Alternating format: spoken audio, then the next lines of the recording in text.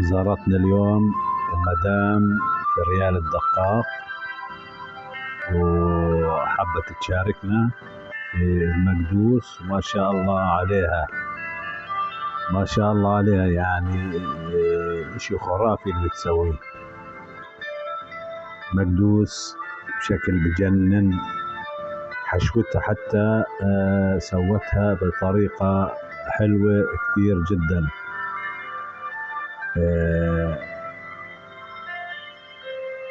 طلعوا كيف المنظر. هاي الحشوة تبعتها، حشوة المقدوس اللي هي جوز عين جمل، شطة، توم، بخلط كله مع بعض.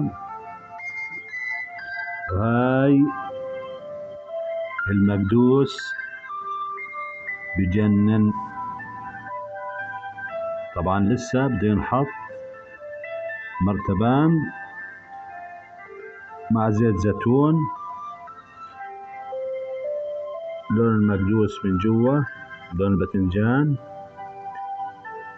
اشي بجنن، لون ابيض خرافي.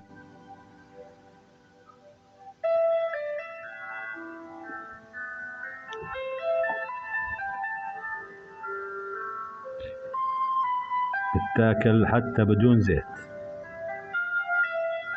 الله يسلم ايديك مدام ريال، يسلموا ايديك كثير. طريقتك رهيبة وحلوة وتجنن.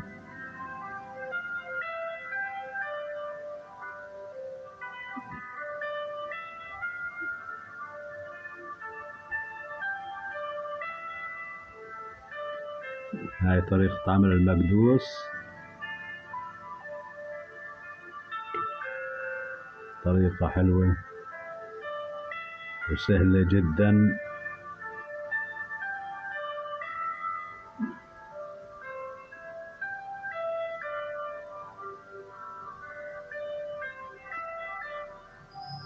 وجاهزة عشان نحطها بالمرتبان.